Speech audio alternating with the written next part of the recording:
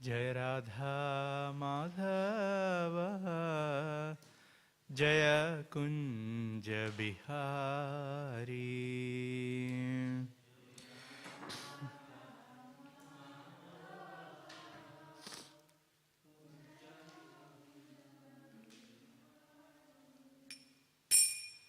Jai Radha Madhava Jaya Kunja Bihari.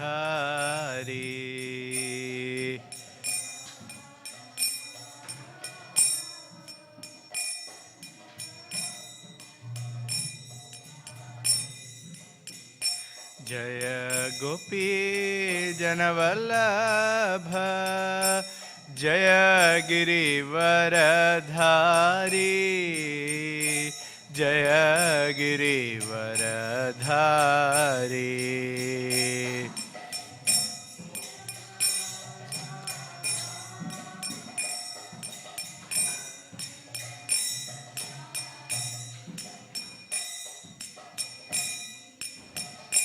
Jaya Gopi Janavallabha Jaya Girivaradhari Jaya Girivaradhari.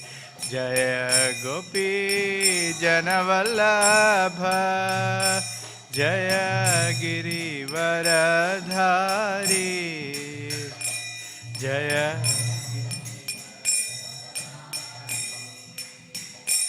Jaya Yashoda Nandana Jaya Brajajana Ranjana.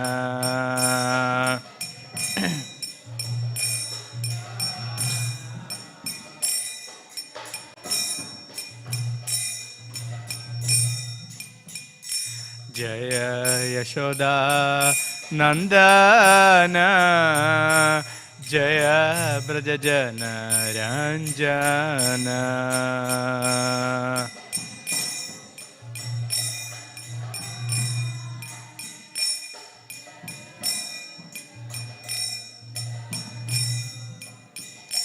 Jaya Yamuna Tiravana Chari Jaya Kunja Bihari.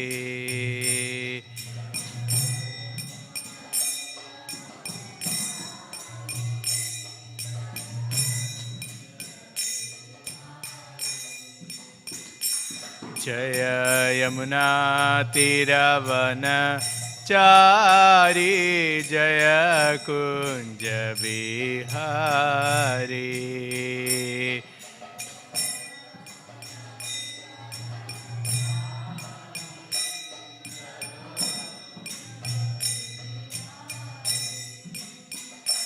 Jaya Radha Madhava Jaya Kunja Bihari.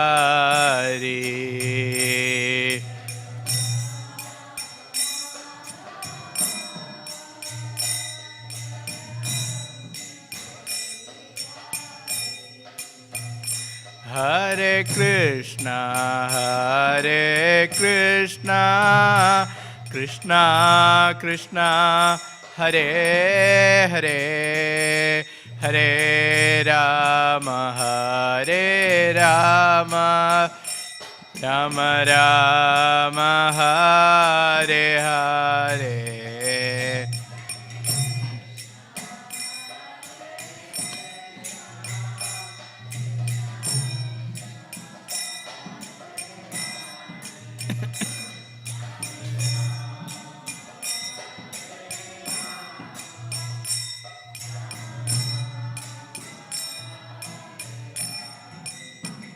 Hare Krishna Hare Krishna Krishna Krishna Hare Hare Hare Rama Hare Rama Rama Rama Hare Hare.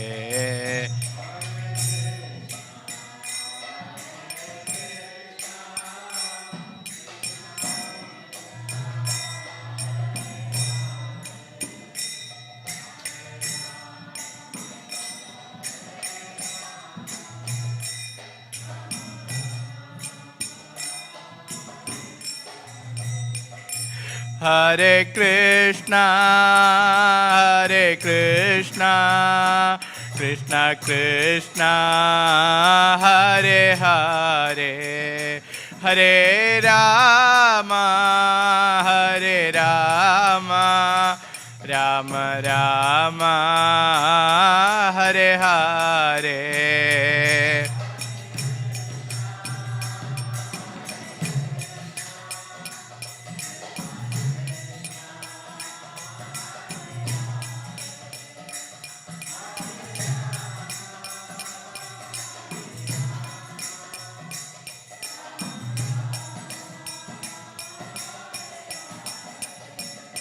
Hare Krishna, Hare Krishna, Krishna Krishna, Hare Hare, Hare Rama, Hare Rama, Rama Rama, Hare Hare.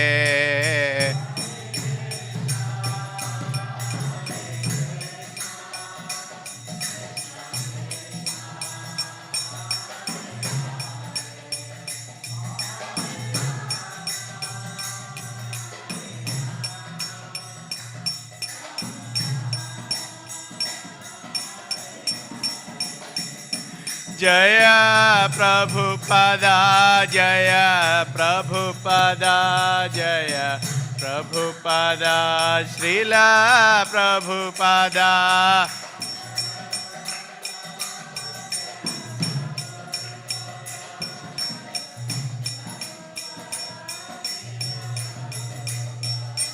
Jaya Jaya Prabhupada, Prabhupada, Prabhupada, Jaya Jaya Prabhupada.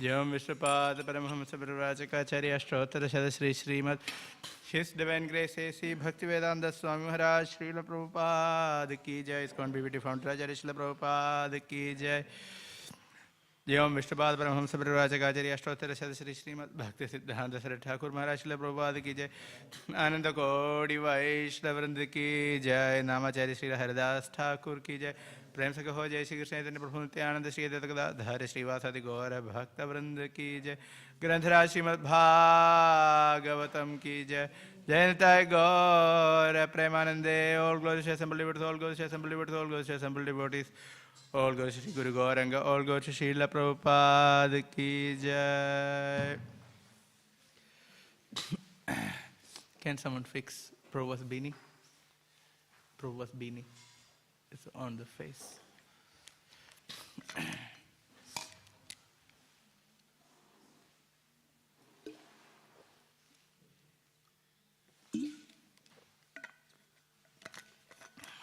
Thank you.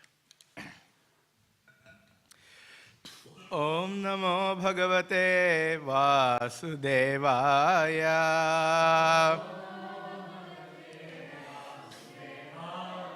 Om Namo Bhagavate Vasudevaya.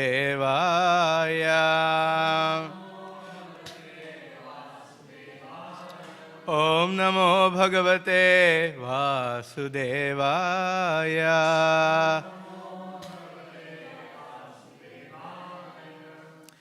We are reading from Śrīmad Bhāgavatam, Canto 9, Chapter 11, entitled Lord Ramachandra Rules the World, and verse number 16. Tachrutva Bhagavan Ramo Dundhan Abhidhiya Shuchaha Smaram Stasya Gunam Stan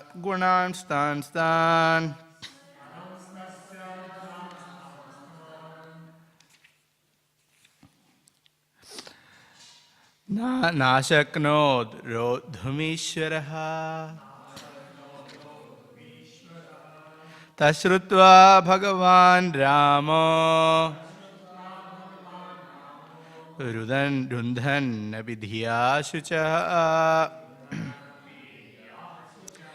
Smaramstasya Gunam Stam Stan Nashakno Drodhumishwaraha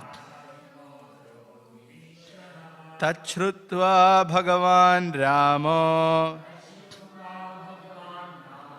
Rundhan Abhidhya Shuchaha Smaramstasya Gunam Stam Stan Nashakno Drodhumishwaraha.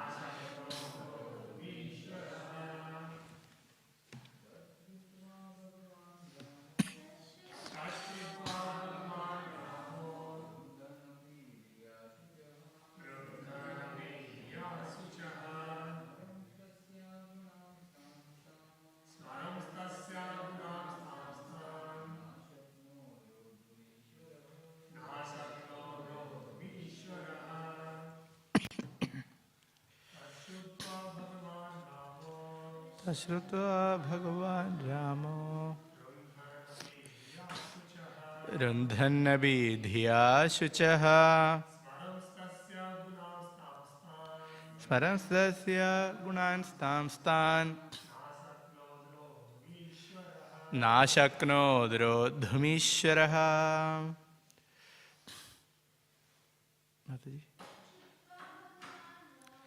Tachrutva Bhagavan Ramo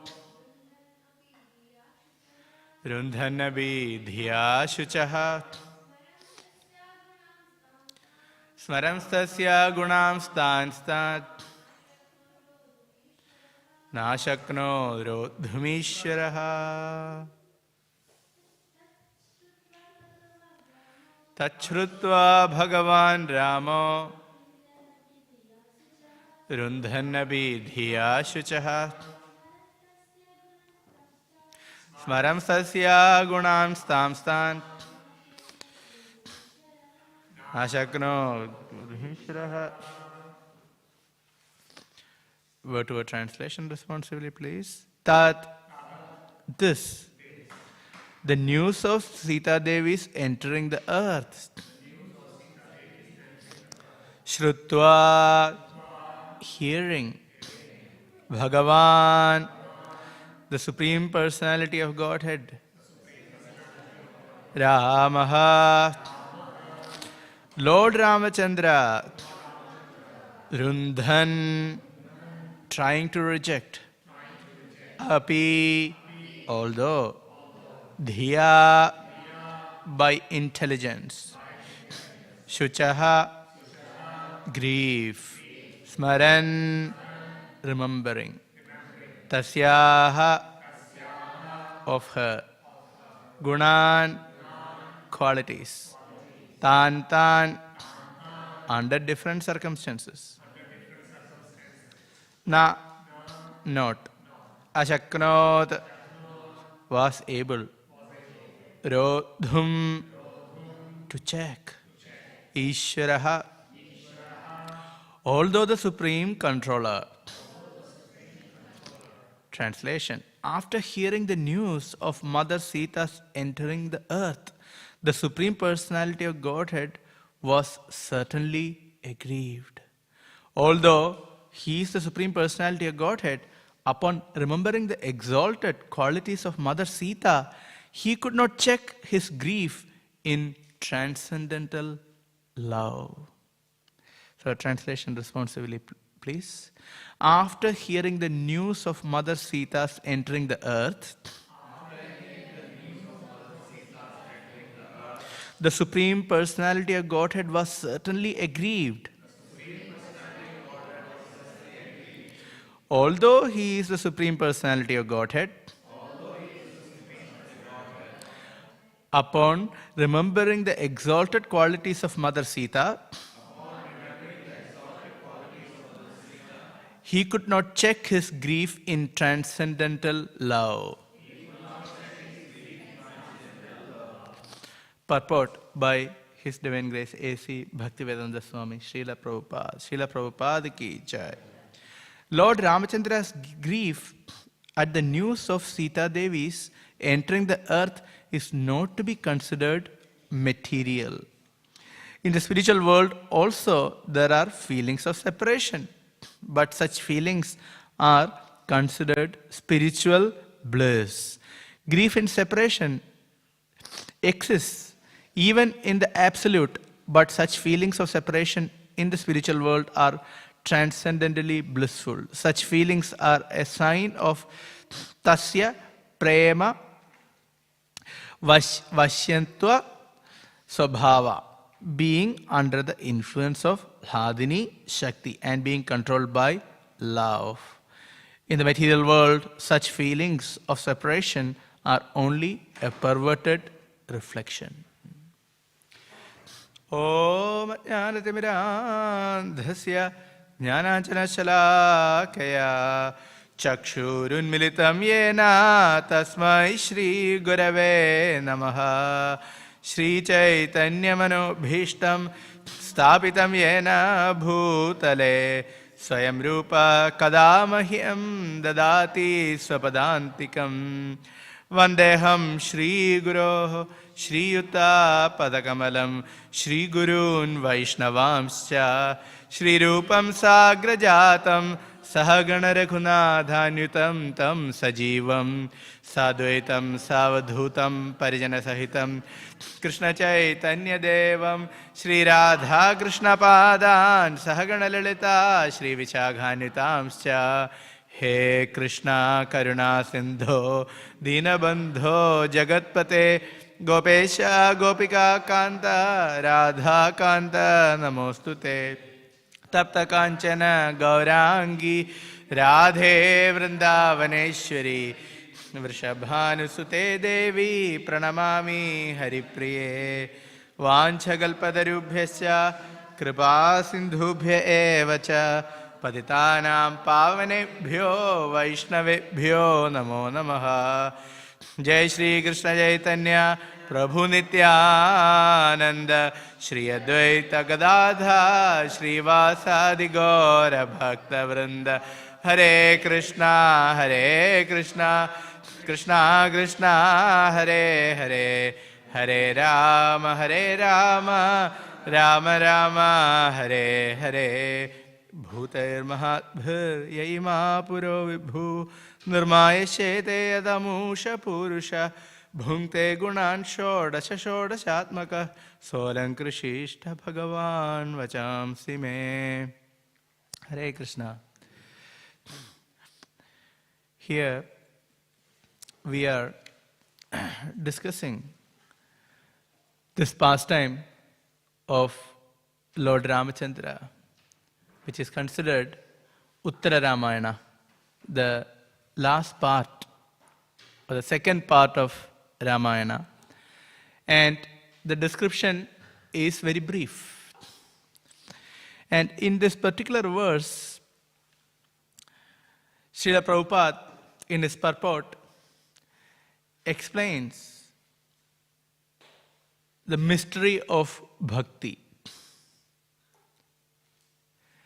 Everything about bhakti yoga, devotion service, is mysterious.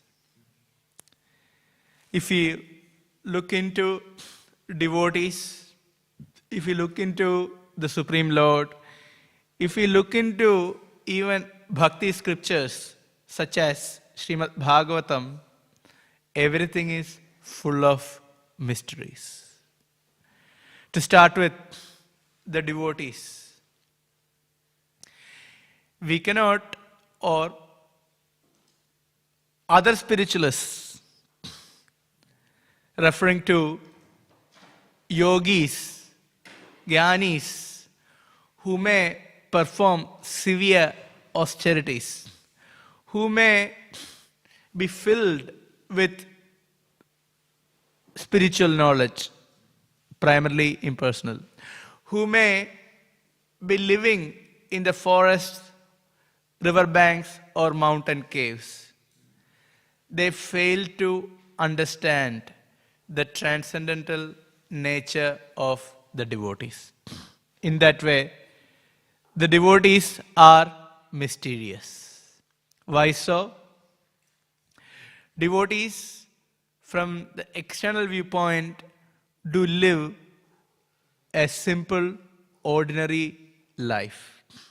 You can see that even very, very advanced devotees may be working a job. They may have family. They may have responsibilities. And devotees also have to go through some kind of material tribulations, maybe some degree of stress and anxieties. So, seeing this, how can big yogis or people who are not devotees understand the spiritual nature of the devotees? It is practically impossible. So, even the position of devotees are unique and difficult to understand. Bhakti is independent of ashrama. So we cannot judge a devotee based on ashram situation. Can we? No. That can be a big mistake. One can be a brahmachari, what is the lowest of the ashram. One can be a grihastha. One can be a vanaprastha. One can be a sannyasi.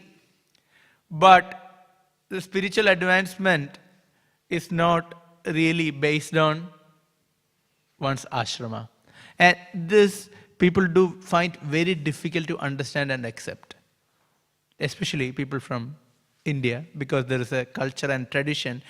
So we cannot understand. So even in ISKCON, we can see there are spiritually advanced devotees and gurus who belong to all these four ashrams. There can be gurus who are grihasthas. We have very exalted grihastha gurus.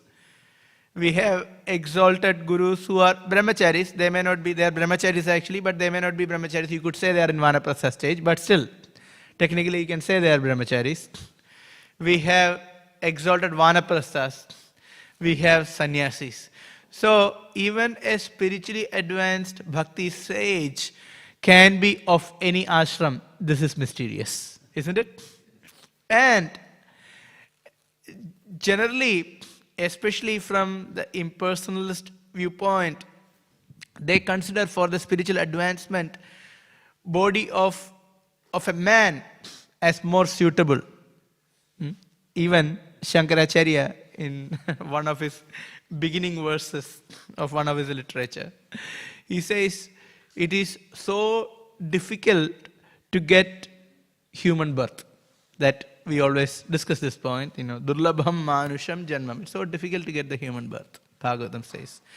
Now, after that, he says, it is so difficult to get birth as a Brahmana. Can you see? Even having human birth, even difficult to get birth of a Brahmana. Then even after obtaining birth of a Brahmana, it is even difficult to get birth as a male. So, can you see? And then one can practice which yoga? Which yoga?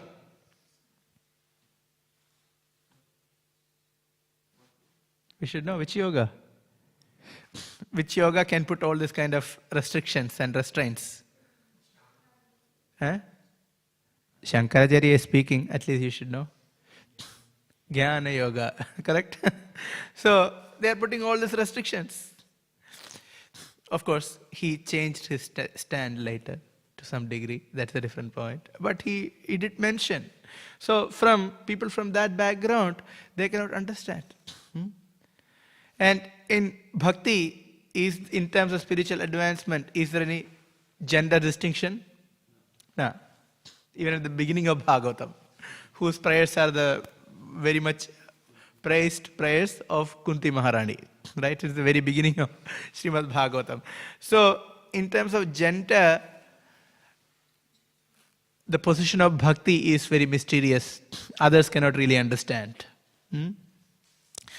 Then, in terms of knowledge, is bhakti dependent on how many stories we can narrate, or how many shlokas can we memorize, how many shlokas we can recite from. No, not really. It is completely different. Even it is not dependent on how sweetly we sing kirtan. Can you imagine? So, sometimes those who are singing sweetly, they may be less advanced, and somebody who is listening can be more advanced. So they are relishing the bhakti because of their bhakti. That is also possible. So Bhaktisiddhanta Saraswati Thakur, Srila Prabhupada's Guru Maharaj used to make this point. Sometimes devotees may be singing with all the alap, all the raga, the whole vocal gymnastics. And Bengalis are very good with that, right? You can see, you can stretch the mantra for 2 minutes, And those who do not have the capacity will struggle. What's really going on? So if somebody is singing like that, sometimes Bhaktisiddhanta Saraswati Thakur, he used to say, stop the kirtan. And he used to take the kartal and give to somebody who is the worst in terms of singing. He cannot really sing. He struggles to keep up with the beat and the tune. To show that the mantra is not dependent on the tune. Of course, we don't have that realization, because to relish mantra, we need good tune, we need musical accompaniment. We think, oh, such and such devotees kirtan, that's very nice. Same with everything. Oh, class, that devotee is giving class, then I will go. Some other devotee, that's okay, it's okay, I can miss that. It's all right. So, it is not exactly like that. It doesn't work like that. So, bhakti is very mysterious. And even among devotees, we cannot classify devotees just based on the service they are doing. Somebody is a speaker, so more advanced. Somebody is cleaning, so less advanced. No. So it is so difficult to understand the devotees, mysterious. Even from outside it is difficult to understand, and even from inside it is difficult to understand. Because for other yogas, jnana vairagya are considered as qualification. But they are only a byproduct of bhakti. Vasudeva Bhagavati Bhakti Yoga Prayojita Janetyashu Vairagyam Jnanam Jat Ahaitukam. It's a byproduct. Ashu means immediately. Janayati, we can see devotees have detachment. We can see life of any devotee, practically speaking, who are sincerely following. We can see there is a naturally we are cultivating detachment. It happens naturally. Otherwise, Krishna will make us detached. Krishna will orchestrate things. He will orchestrate things such that we become detached. That's how it is. Vairagyam yat ahaitukam. So this is guaranteed. Anyway, it is going to happen. So externally they cannot see knowledge, and externally people may judge based on knowledge and detachment. It doesn't work like that. So devotees are mysterious. This is I am talking about normal devotees. Not who are on the bhava stage or anything. And we do judgment on the holy name. Why? Because we are not on the stage of ruchi or asakti. If somebody is on the stage of ruchi and asakti, if they hear Hare Krishna Mahamantra from anyone, they feel great bliss. So since we are not on that stage, still many of us are dealing with anarthas, unwanted things in the heart. So we will have our ups and downs. We may feel sometimes good, not good, that's okay. But even the life of ordinary devotees are difficult to understand. What to speak about advanced devotees? As Chaitanya Charitamrita says. Vaishnava Kriya Mudra. We cannot understand the activities of an advanced devotee. No one can understand. It is completely on the transcendental plane. It is completely mysterious to the eyes of less advanced devotees. Isn't it? Cannot understand what they are going through. What are the intentions behind their activities? What is their connection to Krishna? We cannot understand. People do ask very spiritually advanced devotees such kind of questions. Where are you at? Are you already with Krishna? It doesn't make sense asking this kind of questions. Whatever answer they give, we cannot really understand. We cannot really accept. Are you a pure devotee? If you ask advanced devotee, whatever, if it is going to help us in any way, whatever answer it is, can we verify? No, it is not possible. Because their advancement we cannot judge, because we are much on a lower level. So this is mysterious nature of bhakti. Bhagavatam narrates so many pastimes to demonstrate this. Just in the same canto we had Ambarish Maharaj pastime, right? Ambarish Maharaj pastime. Dhruva Samuni, he couldn't understand the qualification of Ambarish Maharaj. He thought he's just a king. He's having huge, he's an emperor. The whole world is in his command. He's rich, but couldn't understand the spiritual standing of Ambarish Maharaj. Can you see?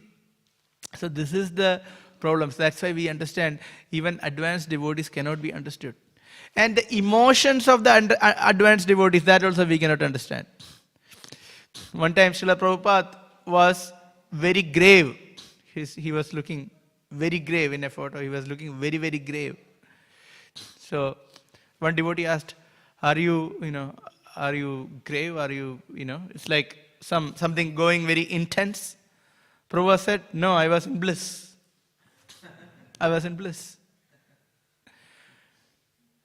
Sometimes Prabhupada says, because of the management, it is giving a headache. Management is giving a headache. It is giving anxiety. Sometimes the whole society was built, so many temples, so many managerial issues. Srila Prabhupada was sitting somewhere in one part of the world, and devotees asked, Prabhupada, you will have anxiety, spiritual anxiety, because we talk about spiritual anxiety, and that has to be the Prabhupada sat on his chair that, no, I have no anxiety. How can we understand this? So on one level, the devotee is telling, okay, he has anxiety, he's giving me a headache.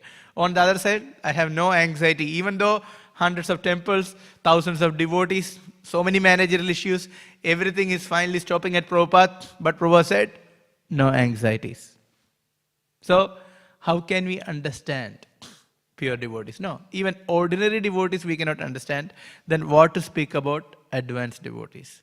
So we had to be very careful in judging anyone in general, and especially in devotee circle, we shouldn't judge anyone, because we don't know who are they. We don't know where they are at. We have to see them as they are nice devotees, that's about it. Even though there can be mistakes, but still we need to see the services they are doing, the good qualities that we have. So it's a practice. So we shouldn't focus on the negative things, but we have to focus on the positive. Otherwise we will be in trouble. We can be judgmental, then we can criticize. So this is the point. So the devotee's life in itself is mysterious. Then what to speak about the life of the Supreme Personality of Godhead, the pastimes of the Lord? It is full of mysteries. As we can see, in terms of Lord Ram, what are the misconceptions that out there? Any misconceptions that you know about Lord Ram? Okay, tell me one. Yeah? Okay, he killed Wali, right? Anything else? Oh, he ate mamsa. He ate meat. Anything more? Yeah, rejected his own wife. So there are many, many misconceptions about Lord Ram. And this is also a misconception. He is just a human being, because he is lamenting, hearing the departure of his wife, Mother Sita. So even about Lord Ram, there are so many misconceptions, isn't it? And people cannot understand. What to speak? Did he kill Wali? So there is a pastime behind it, right? And here, why is he lamenting? Is it ordinary lamentation? No. Very clearly mentioned, this is Vipralambha. It's a spiritual ecstasy. So when it comes to bhakti, there are all the emotions. The emotions includes lamentation is part of the spiritual ecstasy. How can we understand this? How can we understand the absolute nature of spiritual emotions, rasas? Only if we come in touch with the devotees, only by the mercy of the devotees, we can at least theoretically accept that this is spiritual. Because there are 5 primary rasas, and then there are 7 secondary rasas. And one is this, lamentation, anger, bhipalsa, so many, and being joking, laughter. These are all different secondary rasas, and they are of the absolute nature. They are not sthayi, they are not fixed at any point, but they come and go. So these emotions are just like the waves in the ocean. So there is a fixed relationship. This is the science of relationship with Krishna given in Nectar Devotion. So the fixed relationships are 5. That is the primary relationships. Whereas the secondary relationships, they are enhancing the 5 primary relationships, primarily the 4 relationships. So this Sanchari Bhav, the relationships, they do come and go. Though this ecstasy, these are also spiritual ecstasies. Lamentation is a spiritual ecstasy. They come and go. They are embellishing the primary rasas, so that there is more variety, and there are combinations of these rasas. So that in itself is a science that we cannot understand. That's why studying the later part of Nectar Devotion can be quite theoretical for neophyte devotees like us. If we are neophytes, then it can be quite theoretical because we cannot really understand. So where are the advanced devotees? They can understand. That's why when Mahaprabhu was in Puri, if anyone presents a literary work in glorification of the Lord, first it has to go through, his secretary, Swarup Damodar Goswami. And he will check for 2 points before giving to Mahaprabhu. What are the 2 points? 2 points he has to check. What are they? One is rasabhas, then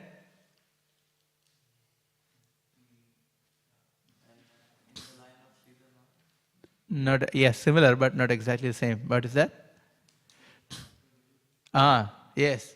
Whether it is apasiddhanta or shastra viruddha, it cannot be. So tattva and shastra and rasa he used to check.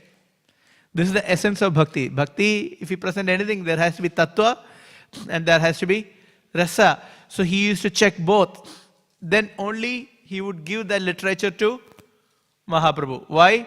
Because otherwise it will affect the mood of Mahaprabhu. He is in the transcendental realm. He is relishing his relationship with Krishna in the mode of Srimad Radharani. And if he gives something which has Siddhanta Virodha or Rasabhas, then it is not relishable.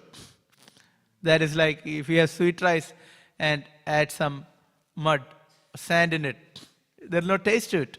So you cannot relish. That's why we know the pastime. One Brahmana came and gave a verse glorifying Lord Jagannath to Swarup Damodar Goswami, where he glorified Mahaprabhu, saying that he is the moving Jagannath. And apparently he almost mentioned that Jagannath is almost like an idol, like a dead matter, like that. But this is the real moving Jagannath is Mahaprabhu. That was the presentation. And Swarup Damodar Goswami saw that, and in front of all Vaishnavas, he chastised this Brahmana very heavily. But after the whole chastisement, this is the direct meaning of the verse. And then Swarup Damodar Goswami, he said, Saraswati Devi didn't want to criticize Mahaprabhu. She didn't want to present anything against Siddhanta. So he gave another meaning. So which is true in that Jagannath is also Supreme Lord and Mahaprabhu is also Supreme Lord. In that way, Swarup Damodar Goswami gave the real meaning of the verse. And since this Brahmana accepted the chastisement of Sri Damodar Goswami, he received the mercy. And he also got the Sangha of Mahaprabhu. And in the pastimes of Mahaprabhu, this Brahmana also took part.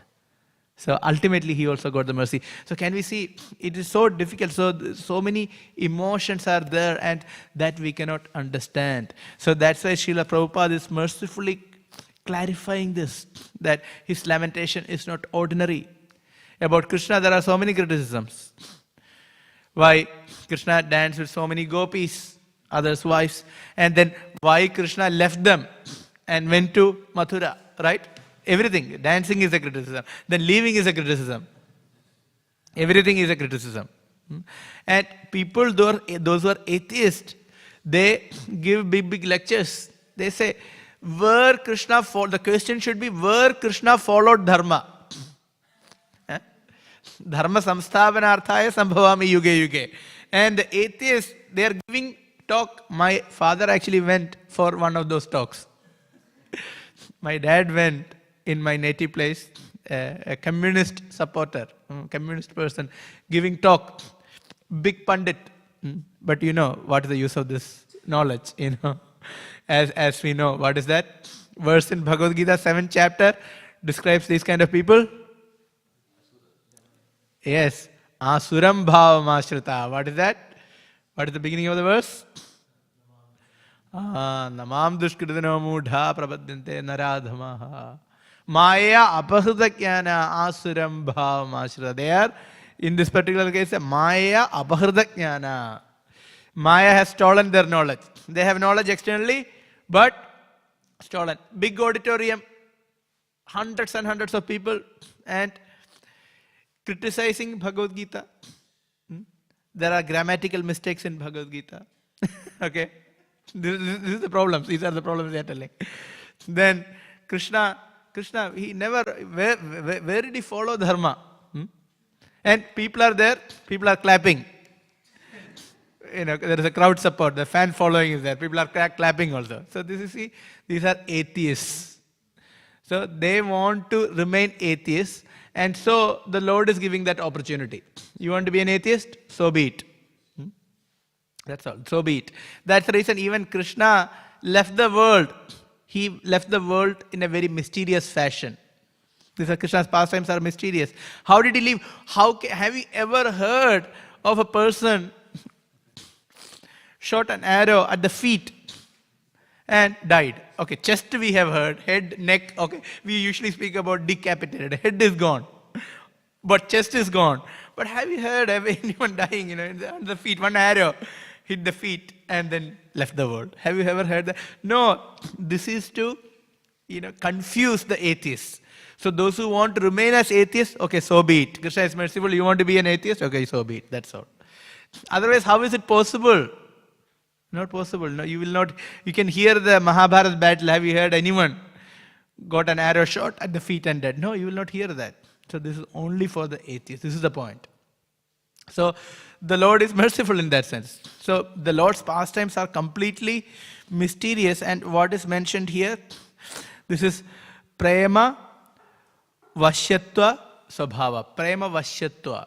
So the Lord is manifesting this pastime to show the world his affection for his devotee, his own consort.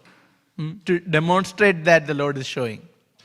So the Lord is relishing in a transcendental sense the mood of separation, vipralambha bhav. And vipralambha bhav is considered even superior to sambhoga. So this is the unique presentation of Sri Chaitanya Mahaprabhu and the Goswamis.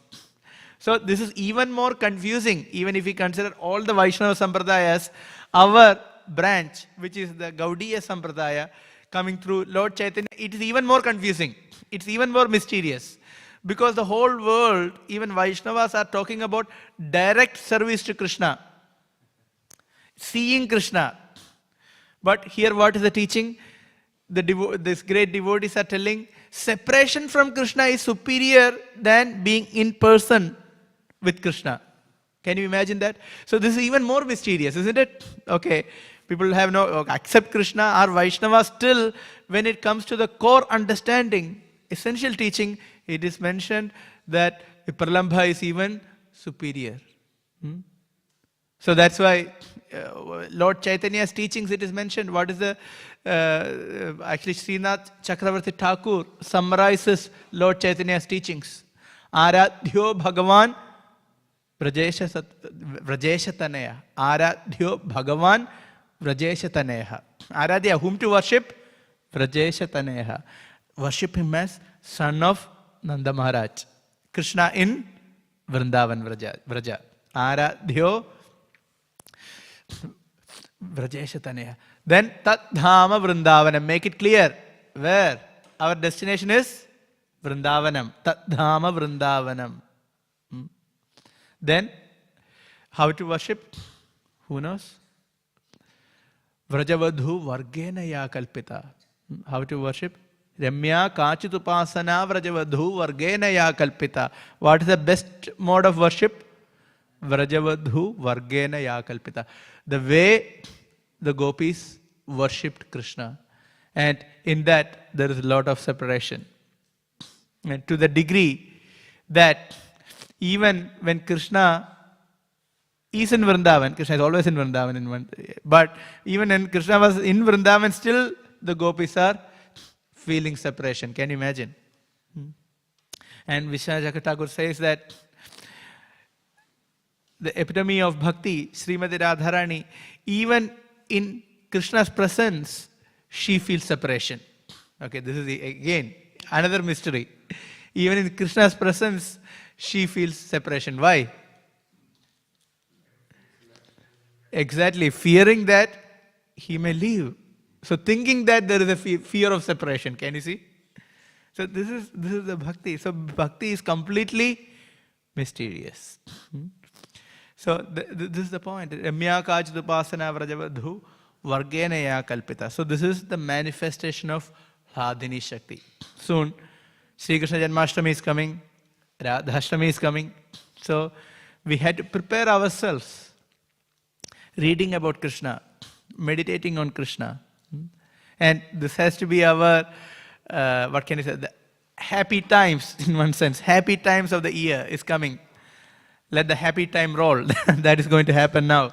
Because there is Jhulan Yatra, celebrating Jhulan festival for Radha and Krishna. And then Balaram Purnima, then Janmashtami, then Radhashtami. So the festival season is coming. Of course, Kartik later. But the season is coming. So we have to be mentally prepared to give pleasure to Radha and Krishna. We have to mentally prepare. So we need to prepare. We need to read. We need to meditate. So it's a very good thing. I was hearing from one devotee.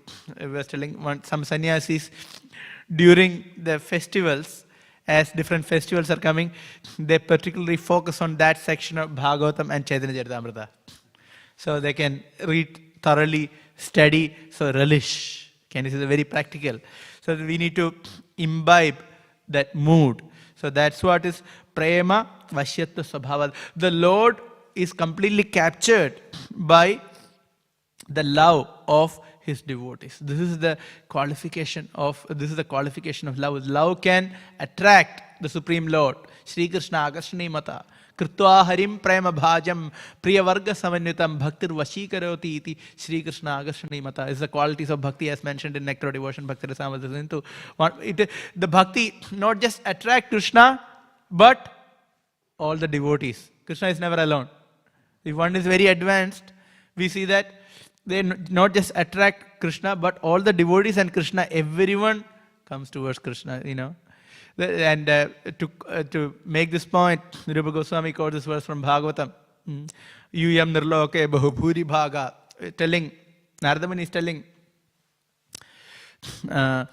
Yudhishthira Maharaj, and later to Parikshit Maharaj, that Shukadeva Goswami encourages Parikshit Maharaj, quoting your grandfather, that is Yudhishthira Maharaj and all the Pandavas, they are, how exalted devotees are they.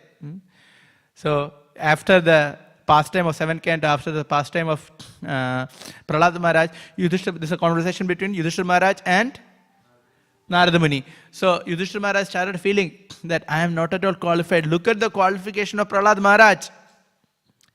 That time Narada Muni wanted to encourage Yudhishthira Maharaj and then quoted this verse, Yuyam nirloke bahupuri bhaga, logam punana munira bhayanti. Look at this. It's not just all the great sages are visiting your palace. Logam punana munira bhayanti. Logam punanam. This individually each sage can purify the whole world. Like Srila Prabhupada. One person purifying the whole world. Similarly, so many sages are visiting your palace. Daily, all the sadhus are coming. Usually kings go to the sadhus are coming every day. Why? No, it's not because of purity. Yesham gruhe nivasatiti sakshal gudham param brahma manushyalingam. In the human form, here, Lord Ramachandra acting as a human being, just like a human being. Gudham param brahma manushyalingam. The Lord is residing just like a human being, and so all these greatness are coming. This is Sri Krishna Agastani Mata. So this is the reason. When Krishna is there, Bhakti attracts Krishna. Pandavas' Bhakti attracted Krishna along with all great sages. So Bhakti is so mysterious. And the Bhakti scriptures are also mysterious. Bhakti scriptures are mysterious too. We know, even if you read Ramayana, how can Sita, who is a manifestation of Hladini Shakti, Antaranga Shakti of the Lord, how can Ravana kidnap her? Isn't it? You think about it. Think about her reflection is Durga Devi. Isn't it? Chayeva. Chaya, reflection. And Durga Devi can kill millions of Ravanas if she wants to. Isn't it? If you think about it. That's what Sati Devi told, in the exchange between Sati Devi and Daksha Yajna. What happened?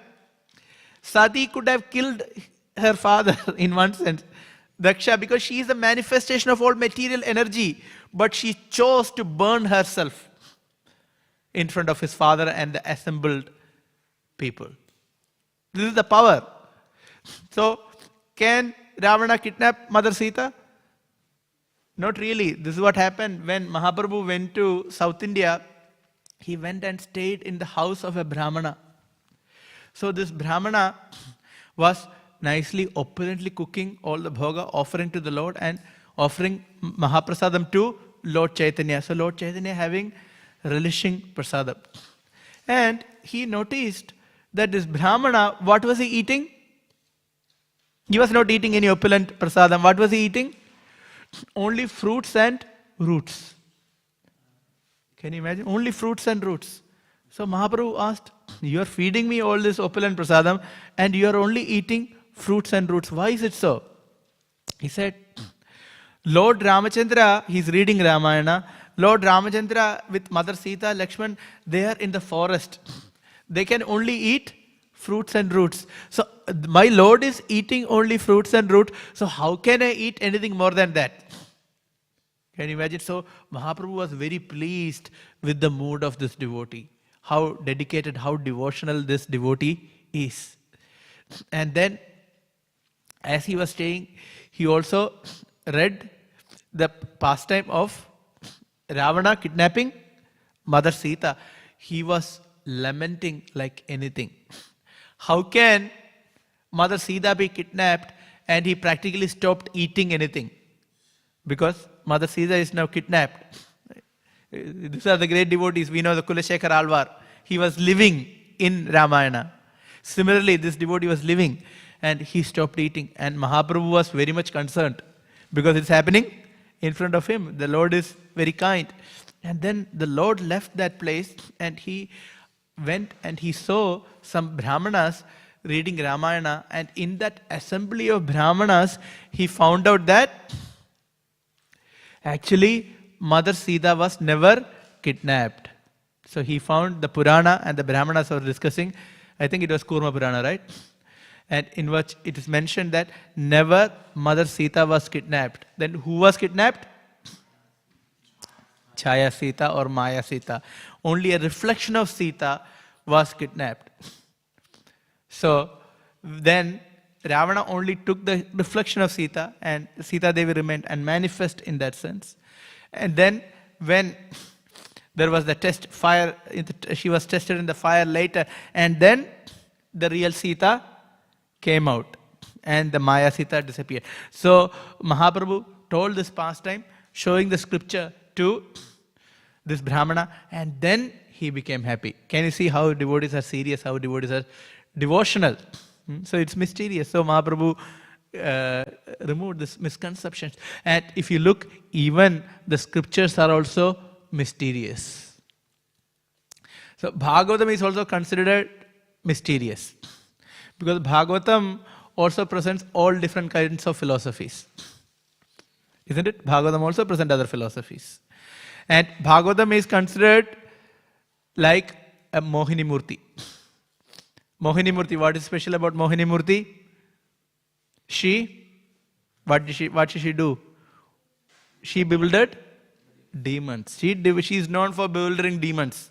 Mohini Murti was so attractive, so she bewildered the demons, and demons said, whatever, however, whichever, you take the nectar and you can divide the way you want. We have full trust in you. They're seeing the form, they got bewildered. So Bhagavatam can also bewilder. Whom they will bewilder? Yeah, atheists. They are like Maya Abharada Jnana Asuram Bhava Mashita. They will be bewildered even by Bhagavatam. Can you imagine? So that's why in the 12th canto of Bhagavatam, there is a description where this is the final teachings of Shukadev Goswami to Maharaj Parikshit. The final teaching.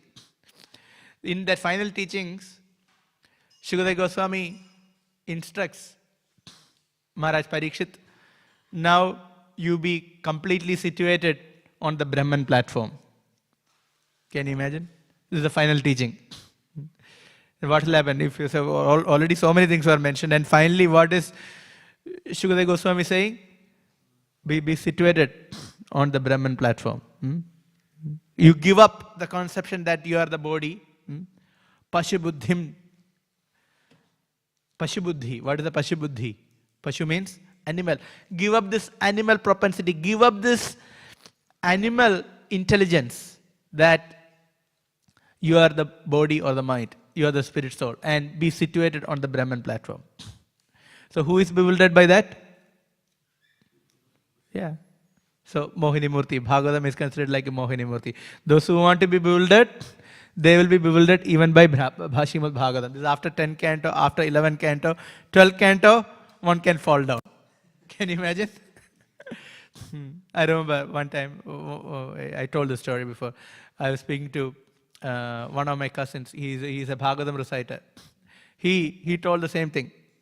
This is the final teaching, Brahmopadesham. He said, this is the Brahmopadesham. He's telling me. What is the final teaching? Brahman. That is the final. I cannot even understand. If you tell also, you will not understand what to do. So this is the Brahmopadesham. What is that? Final teaching. This is the final teaching. And Vishwanath Thakur clarifies this with a long purport. He explains, is Maharaj Parikshit attached to the body? Yes or no? How do we know? No. On what basis are we telling that he is not attached to the body? Exactly. He stopped eating, drinking. He sat on the bank of Ganges. I will worship the Supreme Lord. Let the snake bird come and bite me. I will not do anything. He was situated. And then only Shukadev Goswami came. Was he attached to the body? Was he attached to the kingdom? No. So, who is this instruction for Maharaj Parikshit? Shukadev Goswami is the most intelligent person. He is a Guru Munina. Right? He is a Guru Munina. Tasyanubhavam akhila shruti saramekam adhyatma deepam adititirshadhantamondham samsarinam karinai aha purana guhyam yam vyasasunum upayami Guru Muninam. First is obeisances to Vyasasunu, Shukadev Goswami. He is the Guru of all other sages. He knows what is he speaking. That he is speaking it for others. And Brahman realization has been discarded long back in Bhagavatam. How? Bhaktim dadad, muktim dadadi karhijit, smana bhakti yogam. If you want mukti, muktim dadati. What is the meaning of muktim dadati? You want mukti? You want impersonal liberation? Dadati, karhichit, he'll give. The Lord will give mukti. Want? Take it and go. Na sma bhakti yogam, but not bhakti yogam. This has already been rejected. Then why? Because to bewilder those who are atheists. We were reading in the ashram just last week about Chadushloki, Bhagavatam given in Chaitanya Charitamrita. So there, in the commentary of Vishwanath Thakur, as well as Jiva Goswami, explains that many scriptures do speak about impersonal Brahman. And that is the prime subject matter. Many scriptures. Why so? Because those who are not qualified, those who cannot accept the personal form of the Lord says that I manifest myself as the impersonal Brahman knowledge and I give them that. So those who are only up to there, I'll give that. That's it. So this is the mystery of even the Shastra. Things may not be so direct. It will be covered. Otherwise, Bhagavad Gita is straightforward, right? Isn't Bhagavad Gita straightforward? Actually speaking, so many places is mentioned. Be my devotee, manmana, bhavamat bhakto, repeated, etc. But what happens? Prabhupada had to write the commentary to give Bhagavad Gita as it is in the English language. Before that, about 500 commentaries, they were not emphasizing bhakti or the supremacy of Krishna. The scriptures can also be bewildering, even though spoken directly, because the scriptures are also persons. It's a personification of the Lord in the scriptural form. So the Lord will decide whether to reveal to a reader or not, depending on one's faith, conviction, and bhakti. So if you see, in totality, we see that devotees are mysterious. Bhakti is mysterious. Supreme Lord, His name, form, qualities, activities are mysterious. Name also mysterious. We need some faith to chant the holy name of the Lord. Otherwise, people do say, repeating some names, waste of time. You cannot get it. I remember one time I was in India, I went for a yoga session. He was a Yogacharya. So Yogacharya, you people just chant. No point. There is a way of chanting. Some yoga, he was telling some posture, this, that, so many things. Even name also people cannot accept. One time in some interfaith kind of setting, I was distributing Bhagavad Gita, and this person, he was quite angry against the devotees, unfortunately. And he was telling, I don't think so. First he started telling why violence is recommended in Bhagavad Gita. Second, and I also don't think that chanting the same thing again and again, you can get anything out of it. Okay? So he was a bit envious. So name, mysterious. Name, form, qualities, pastimes of the Lord, mysterious. And Shastra is also mysterious. Can you see? Everything is mysterious. So we need mercy of the devotees, we need mercy of the Lord to navigate through in bhakti. So Srila Prabhupada is making it accessible, explaining all the background knowledge and explaining, even though such a small purport, it is so powerful that all this lamentation is transcendental bliss, and it is a quality of the Lord because he is being controlled by the love of his devotees.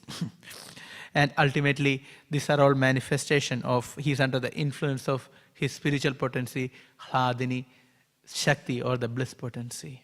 With this I stop. Is there any questions or comments or corrections? Hare Krishna. Yes, bro.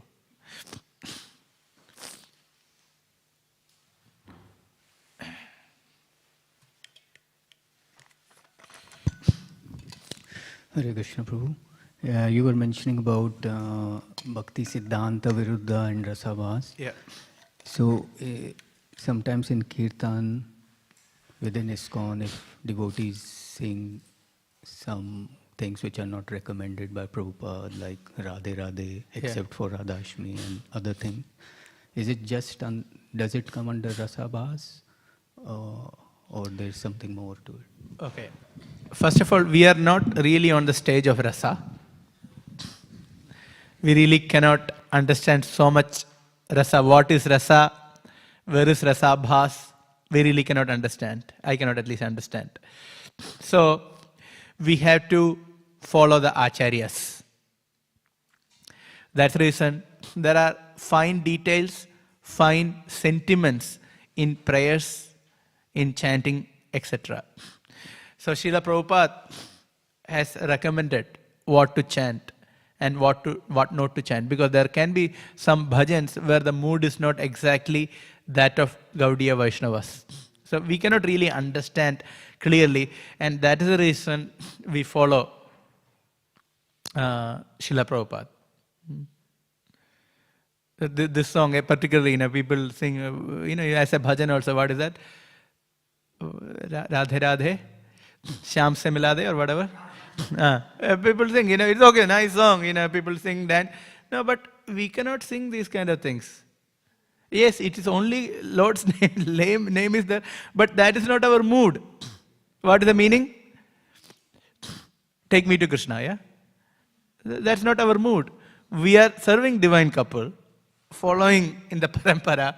It's not like, rather take us to Krishna and okay, let's worship Krishna directly. So we need to understand that there is actually a fine mood. There is a science. That's why Bhakti Rasamrita Sindhu is a science. Nectar of Devotion is a science. So if you don't understand, we actually follow. We take guidance. That's why there is Kirtan ministry. When His Holiness Krishna Chaitanya Maharaj came, he actually presented and he recommended don't sing. If devotee is singing, it's call and response. Don't sing along. Don't sing after. So all these kind of things. Or increase the mantra. Extra Hare Hare. So all these kind of things. So we shouldn't do that. So we cannot say these are on the, yes, on one level, yes, it's on the platform of rasa bhas, but we are not there to understand it exactly. But on a tattva level, at least we need to understand. Say for example, when you talk about the song like Radha Radha song, we understand tattva wise is not the right thing. And certain things we may not be able to understand, which is okay. So we just follow the parampara. Yeah. That's another thing. We don't say all the time Radha Shyam, Radha Shyam. What do we say? Hare Krishna. Even Vrindavan, Brajbasis used to say Radha Shyam to Srila Prabhupada. What was the response of Srila Prabhupada? Hare Krishna. So, keeping Radharani hidden, that's the mood of our Sampradaya. Of course, we are all about Śrīmad Radharani, but we don't make it so public. So that's the thing. We don't get into the intimate pastimes of Radha and Krishna. One is qualified, not necessarily intimate. Even other pastime, one can read Bhagavatam commentaries, etc. When one is ready, one should read. There is nothing wrong in it. But one should go systematically and carefully. So we are all about all these pastimes. We are not at all against, but when one is ready, one should read it. Does that make sense? Yeah. Hare Krishna. Yes.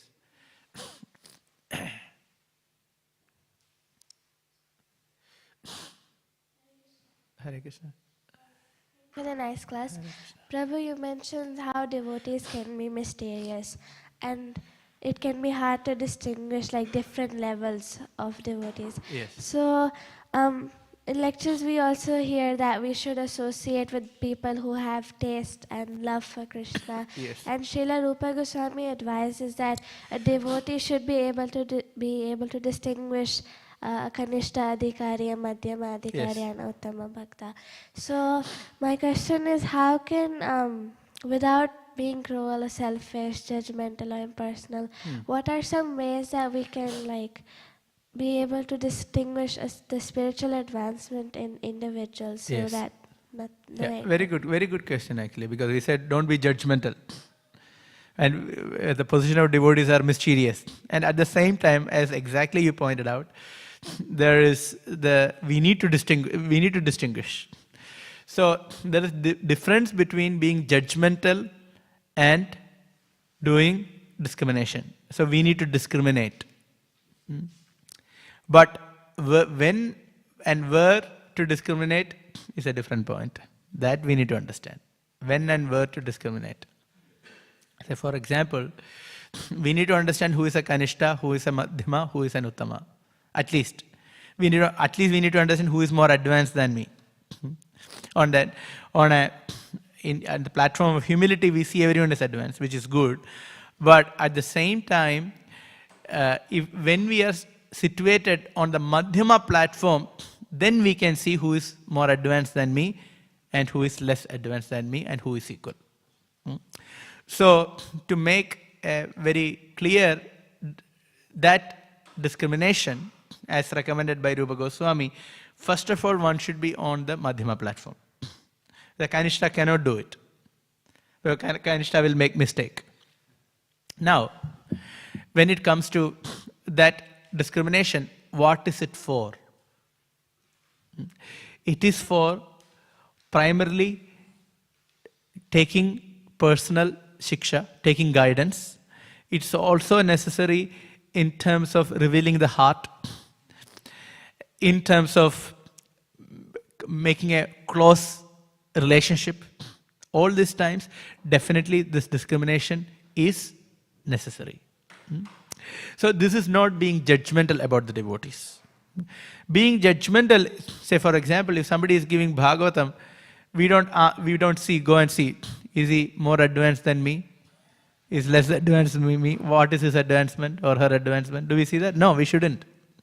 Somebody is leading Kirtan, it doesn't matter.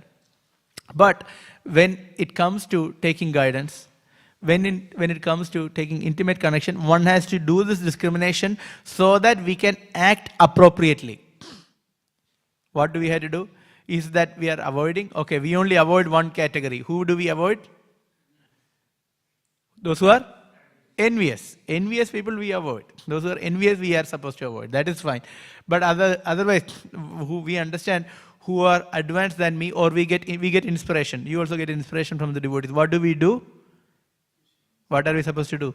What is that discrimination for then?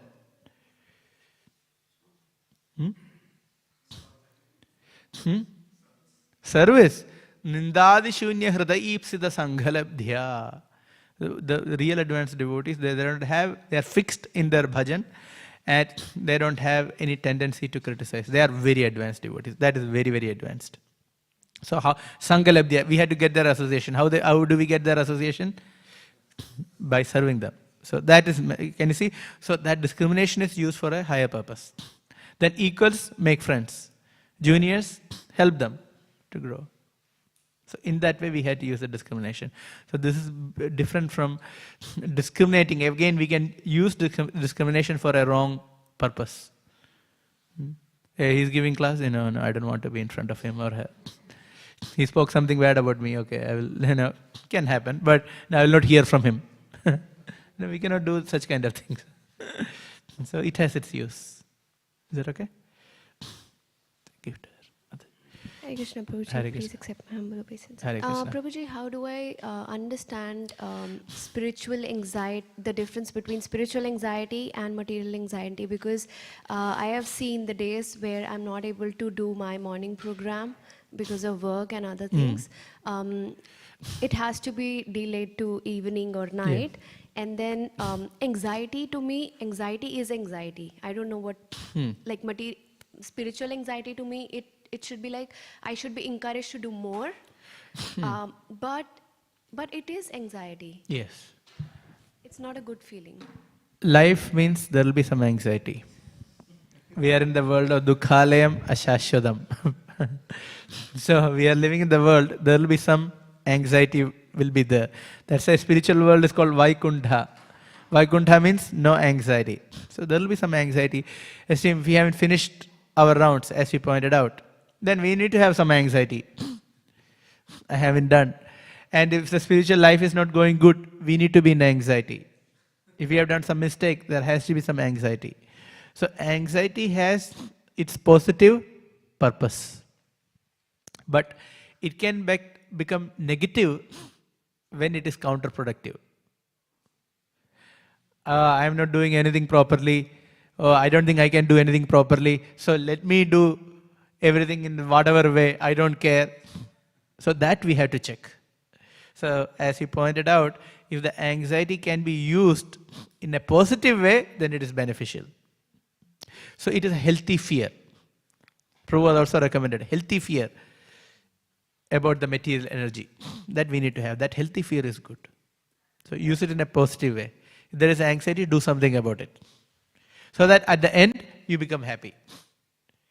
So the anxiety will go, you put some extra effort, you do it and you become happy. Oh, Krishna helped me to do it. Make sense?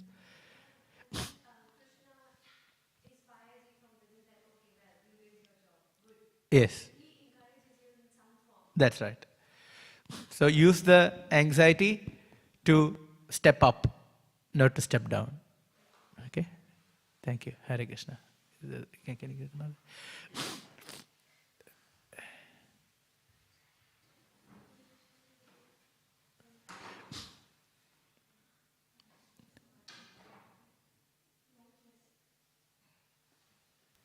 Hare Krishna Prabhuji, thank you for the class. Thank you.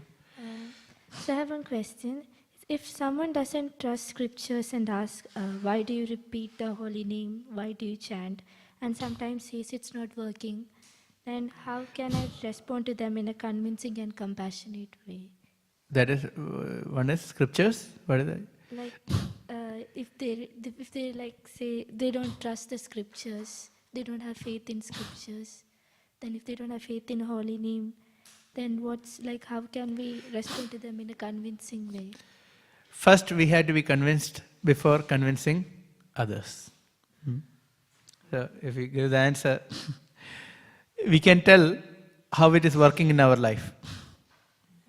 But if we feel that they are not ready to hear, then give them some halwa. So we have to discriminate. Here again, we have to discriminate where they are at. Some people we know that maybe envious, don't want to accept. Then don't try to convince, give them some prasadam. But if we have to convince, we cannot convince artificially. You have to speak based on your realization. You can show, and you need to understand Shastra also.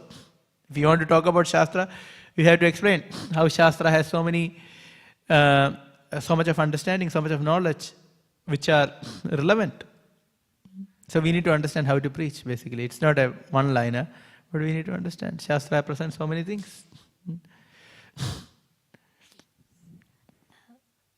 Isn't it? So if we cannot understand anything, we say, okay, Ashtanga yoga, people are doing yoga, they are getting benefit. They don't understand anything. Bhakti also they don't. It is also coming from Shastra, isn't it? So very beginning we say, those who do not accept anything, at least we say this much. People are all into meditation. We are doing chanting, this is also meditation. Telling people the whole world is into meditation, right? So what's wrong? If you cannot understand anything, at least this they can understand. And if they are envious, they don't want to understand, then only prasadam. Okay? Thank you. Okay, thank you very much. Śrīmad Bhāgavatam ki jai, Srila Prabhupada ki jai.